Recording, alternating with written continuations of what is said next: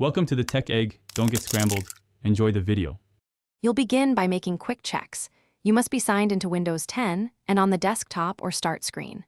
First, press the Windows key or click the Start button to reveal the menu. This gives immediate access. Once done, open Settings by clicking the gear icon or pressing Windows +I. This step puts you directly into the system controls where the taskbar options live.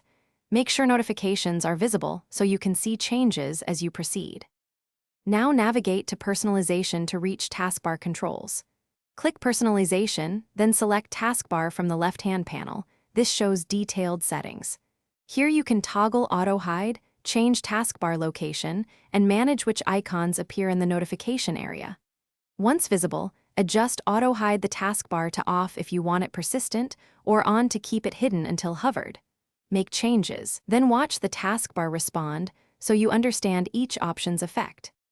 Finish by confirming your chosen settings and closing settings.